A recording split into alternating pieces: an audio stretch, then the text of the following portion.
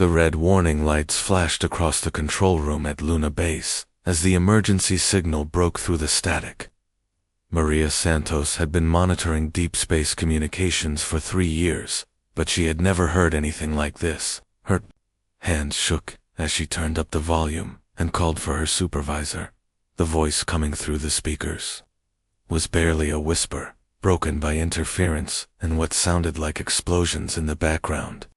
It was being automatically translated by their systems, but the desperation needed no translation. Chancellor Thelanara of the Zelani Confederation was begging for help from anyone who would listen. Maria watched the translation scroll across her screen. The Zelani were plant-eaters, peaceful creatures who had never hurt anyone. They lived on 6 beautiful worlds filled with crystal cities and floating gardens. But now, 3 of those worlds were gone, completely destroyed, not by war or natural disaster, but by something much worse. The Krovar Empire had found them. Maria had heard whispers about the Krovar from other alien transmissions. They were hunters, but not the kind that killed for food or territory. They hunted entire species for sport. They would arrive at a peaceful world, capture everyone they could find, and then use them for horrible experiments. The survivors became slaves, or worse. Admiral Jack Morrison arrived at the communications center within minutes. He was a tall man with gray hair and scars on his hands from his days as a fighter pilot. When he listened to the Zelani message, his face went pale. But when he read the intercepted Krovar transmissions, he looked ready to punch something. The Krovar weren't even trying to hide what they were doing. Their military reports talked about the Zelani like they were cattle. They discussed harvest quotas and protein extraction rates as if they were running a farm instead of committing genocide. One report mentioned that Zelani children made excellent test subjects because they were naturally curious and didn't fight back. Lieutenant Ryan Clark, the intelligence officer, spread out the tactical reports on the table. The numbers were terrifying. The Krovar had arrived at the last Zelani world with over 3,000 warships. Each ship was bigger and more advanced than anything Earth had ever built. Their weapons could melt through steel like it was butter. Their shields could stop nuclear missiles without even flickering. Earth's entire space navy had only 8 ships, and most of those were patrol boats and cargo escorts. The biggest human warship was smaller than a Krovar scout vessel. In a straight fight, humanity would be wiped out in hours. But the worst part was the timeline. The Krovar weren't taking their time anymore. They had learned that other species sometimes tried to help refugees escape, so now they worked fast. Intelligence estimates said they would finish killing every Zelani within 72 hours. 2 million innocent people would be dead before the week was over. Morrison stared at the star charts, showing the Zelani system. It was 6 days away at maximum speed, even if they left immediately. By the time any human ship could arrive, there would be nothing left but empty worlds and floating debris. The Admiral's jaw tightened as he watched the Zelani message play again.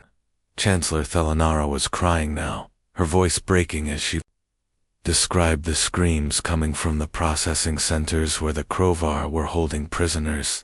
She talked about children hiding in underground tunnels, too scared to come out even when their parents called for them. The message ended with a simple plea that would haunt everyone who heard it. The Chancellor said that if no one could save them, she just wanted someone, somewhere, to remember that the Zelani had existed, that they had tried to live in peace, that they had loved their families and their beautiful worlds with the crystal cities and floating gardens. Maria Santos wiped tears from her eyes as the transmission cut to static. The emergency meeting in Geneva started at sunrise and didn't stop until the next day's sunset. President Michael Carter had called together every important leader on Earth. The room was packed with generals, diplomats, scientists, and politicians. Everyone was tired, angry, and scared. Defense Secretary Lisa Williams stood at the front of the room with a giant screen behind her, showing numbers that made everyone's stomach drop. She had been awake for 36 hours straight, running calculations and war simulations. Every single one ended the same way. "Look at these numbers," she said, pointing to the screen. "The Crovar have 3,000 warships. We have 800. Their smallest fighter is bigger than our biggest battleship. Their weapons use superheated plasma that burns at 10,000 degrees. Our best armor melts like ice cream under that kind of heat." She clicked to the next slide, showing Earth's military strength. "We have brave soldiers and good ships, but this isn't about courage. This is about physics. Our missiles bounce off their shields. Their weapons cut through our hulls like we're made of paper. In a straight fight, they would destroy our entire fleet in less than 4 hours." General Robert Hayes had been listening quietly, but now he couldn't stay silent anymore. He was an old soldier who had fought in 3 different wars. He had seen what happens when good people do nothing while evil people hurt the innocent. "So that's it," he shouted, slamming his fist so hard on the table that water glasses jumped. "We just sit here and let them murder every single Zilani. We've all seen the footage of what these monsters do to their victims. They don't just kill them quickly, they torture them for fun." Secretary of State Jennifer Thompson tried to calm everyone down. She was the voice of reason in the room, the one who always thought about consequences in politics. "General Hayes, I understand your feelings, but we have to be realistic. We don't have any treaties with the Zilani. We've never even met them before this week. Our first responsibility is to protect Earth's 8 billion people." "What happens when the Crovar finish with the Zilani?" asked Dr. Patricia Knox from the Science Council. "Do you think they'll just stop? These aren't reasonable beings we can negotiate with. They're predators. And predators always need more prey." The room erupted into arguments. Half the people wanted to help the Zilani, no matter what the cost. The other half thought it was suicide to fight an enemy they couldn't beat. Voices got louder and angrier as the hours passed. Then someone brought in the archived footage that changed everything. The videos came from a Crovar attack on a species called the Mithran. The images were so horrible that several people had to leave the room.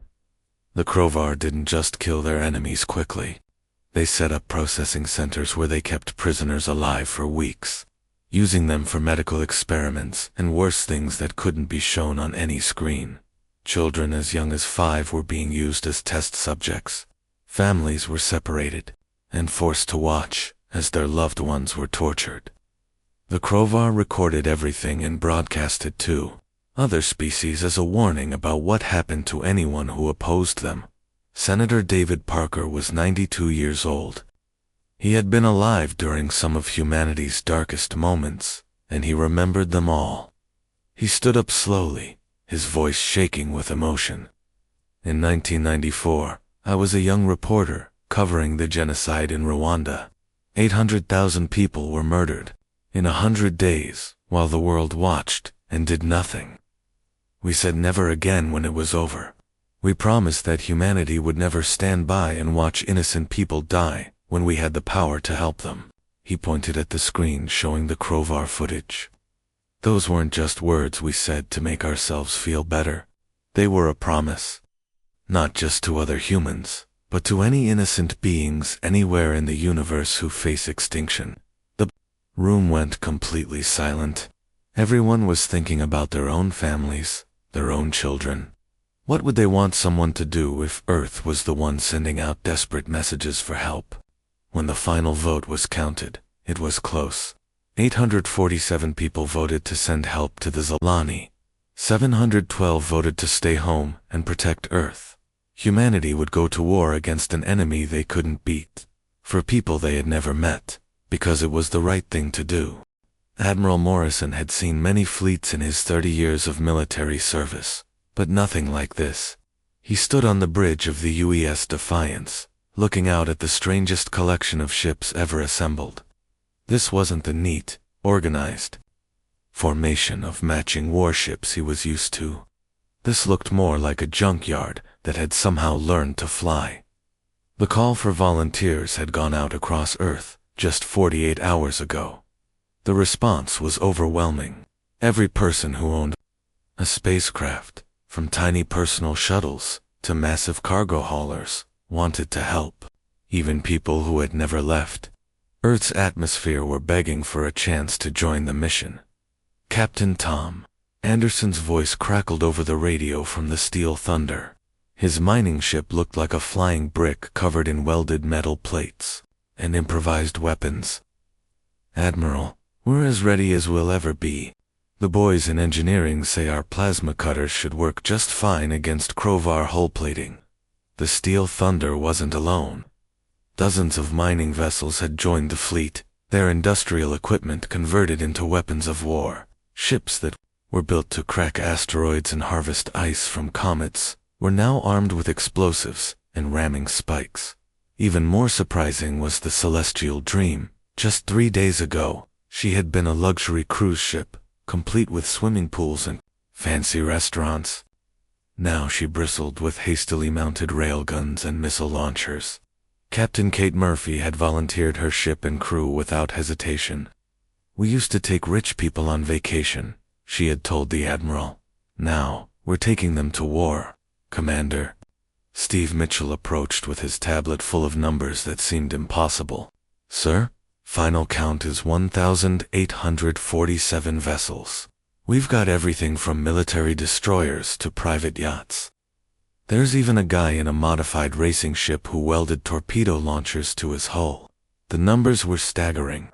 Earth's official navy had contributed 400 warships, but the civilians had brought over 1,400 more vessels of every shape and size.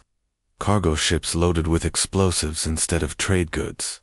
Research vessels carrying scientists who wanted to study Crovar technology while shooting at it. Even luxury yachts owned by billionaires who had donated their toys to the cause. Engineer Paul Jackson had been working without sleep for 3 straight days. His teams had performed miracles in the shipyards, turning civilian craft into weapons of war. "Every single ship now carries ramming charges, Admiral. We figured if we can't outgun the Crovar, at least we can make sure every hit counts. One ship takes out one enemy. That's a fair trade." The ramming charges were Paul's idea. Small nuclear devices that would detonate when a ship crashed into an enemy vessel. It was a suicide mission for whoever pressed the button, but thousands of people had volunteered to do exactly that. What amazed Morrison most was the crew situation. His military could man maybe 800 ships properly, but over 2 million people had volunteered to serve on this mission. Farmers who had never seen space wanted to be gunners. Teachers volunteered to work in engine rooms. Retired grandparents signed up to cook meals and tend wounded. Civilian pilot Mark Rodriguez summed up what everyone was feeling. He was flying a converted transport ship loaded with medical supplies and ammunition. "My grandfather fought against the Nazis in World War II, he said during the final briefing. He always told me that evil only wins when good people choose to do nothing. Well, we're not doing nothing." The diversity of the fleet was incredible. There were ships from every nation on Earth. The captain of a Japanese fishing vessel was flying alongside. A Brazilian cargo hauler. A Canadian research ship was grouped with a Nigerian mining vessel. For the first time in human history, Earth was truly united behind a single cause. As the fleet prepared to jump to hyperspace, Morrison looked around at his bridge crew. These weren't professional soldiers. His communications officer was a former taxi driver. His weapons specialist used to repair air conditioners. His navigator had been teaching high school math just last week. But they all had one thing in common. They had heard the Zilani plea for help, and they couldn't ignore it. The jump to hyperspace began with a flash of light that could be seen from Earth's surface. 1,847 ships carrying humanity's answer to the Zilani disappeared into the darkness. Between stars, racing toward a battle they probably couldn't win. For people they had never met, because someone had to try.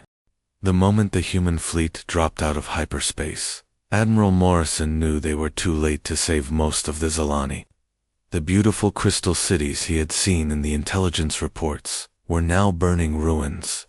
Massive Krovar warships hung in orbit like deadly spiders, their plasma weapons turning entire city blocks into molten glass. Below, on the planet's surface, smaller Krovar vessels were herding the last surviving Zilani into what looked like giant metal cages. Morrison could see the processing centers from space, huge industrial complexes, where the Krovar were preparing to do unspeakable things to anyone they captured alive.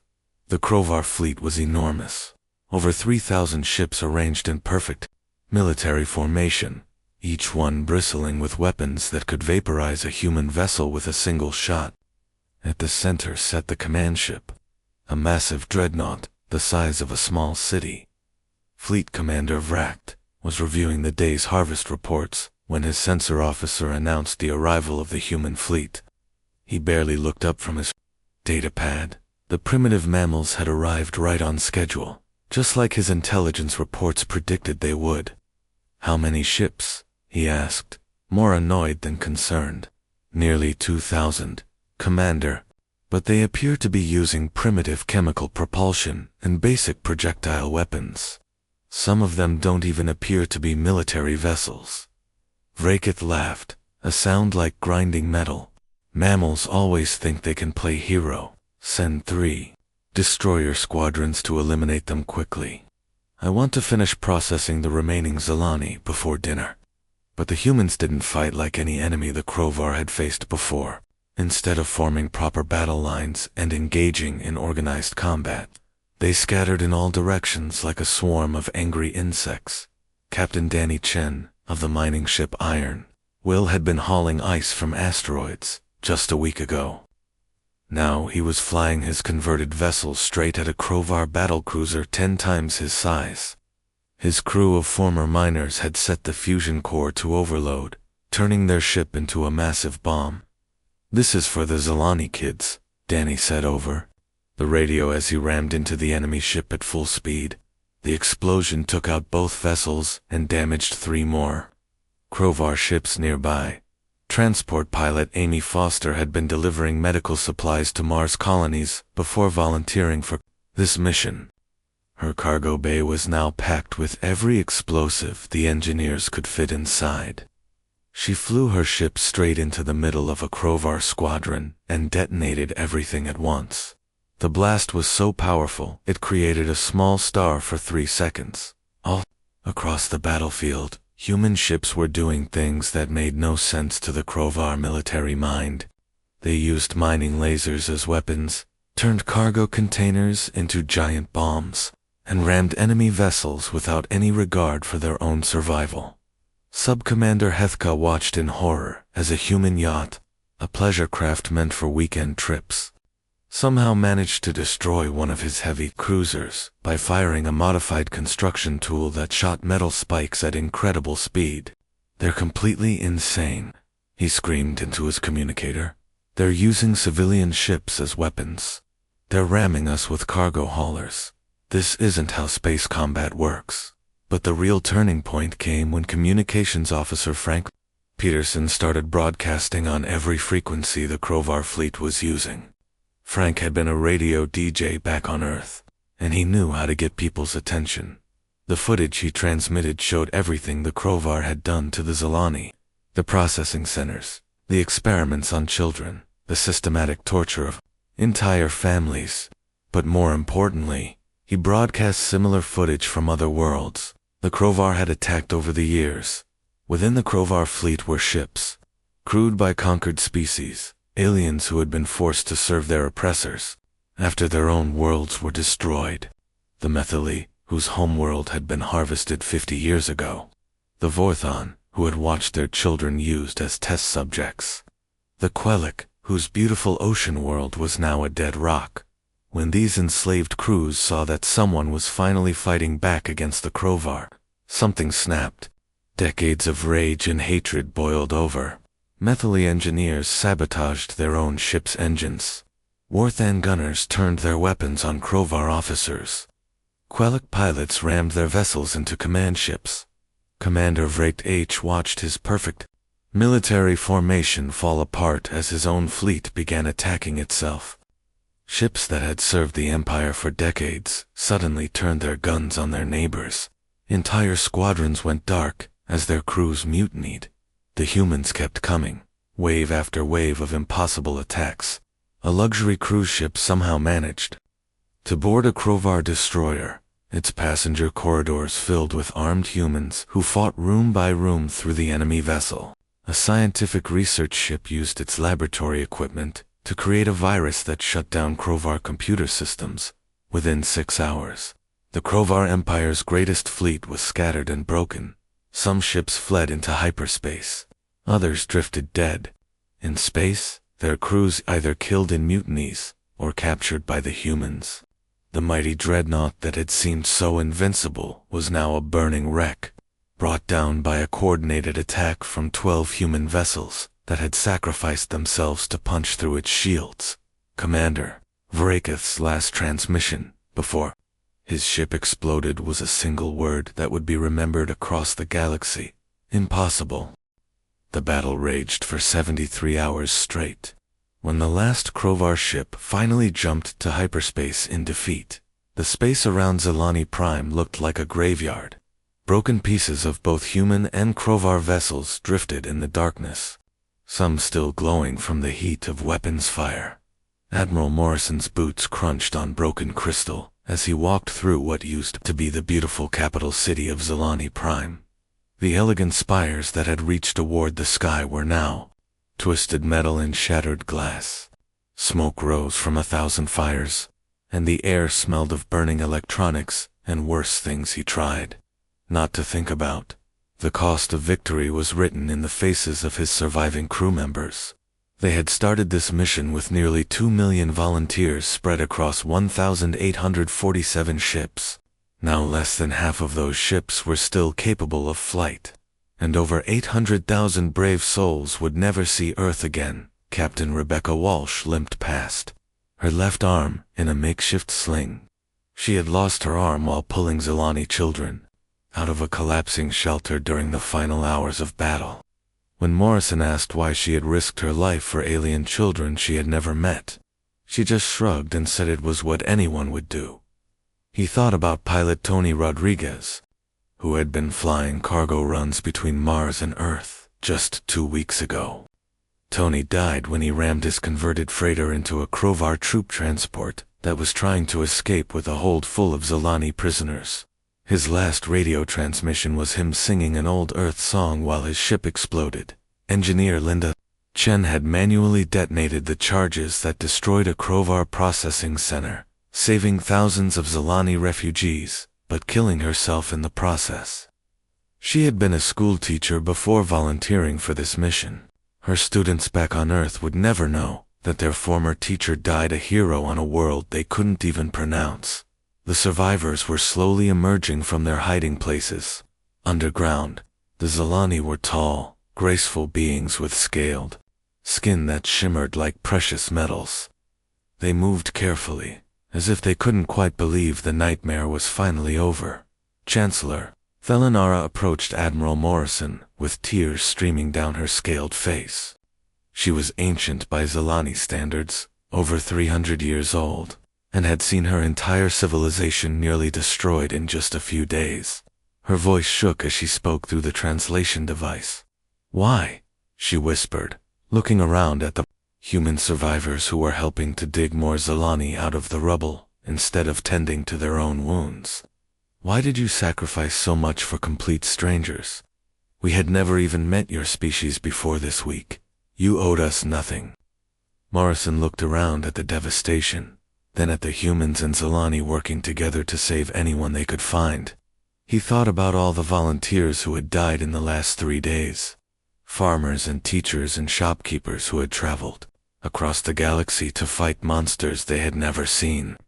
For people they had never met, the answer was simple, even if it was hard to explain.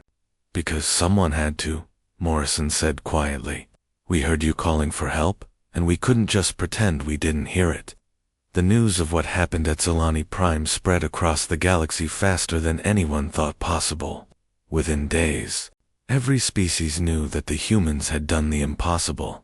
They had defeated the mighty Krovar Empire, not through superior technology or massive armies, but through simple determination and the belief that innocent people deserved protection. The response was immediate and dramatic. On 17 different worlds, species that had been enslaved by various oppressors suddenly realized that their masters could be beaten. The Vethani rose up against their Krovar overlords. The Zenthari began sabotaging the military bases on their homeworld. The Quillian resistance finally came out of hiding and launched a full-scale rebellion. The Krovar Empire, which had seemed invincible for centuries, began falling apart like a house of cards. Their power had always been based on fear and the belief that resistance was hopeless. But when word spread that a species of primitive mammals had crushed their greatest fleet, that fear evaporated overnight. Within 6 months, the Krovar Empire had completely collapsed. Some of their ships fled to the dark spaces between galaxies. Others were captured by the species they had once oppressed. A few Krovar even surrendered and asked for mercy, something they had never shown to their own victims. The Zelani spent 2 years rebuilding their capital city. When they finished, they erected a monument in the center of the new city square. It was simple, but powerful. A metal sculpture showing ships from many different worlds, flying together toward the stars. The inscription was carved in crystal that would last for thousands of years. It was translated into hundreds of languages, so that every species in the galaxy could read it. When we pleaded for mercy, humanity answered with a fleet. But the monument wasn't just about one battle or one rescue mission. It represented something that had never existed before in the galaxy's history.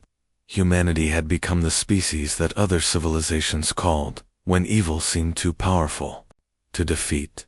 Not as conquerors who wanted to rule, not as traders who wanted profit, but as liberators who fought for those who couldn't fight for themselves. The galaxy would never be the same.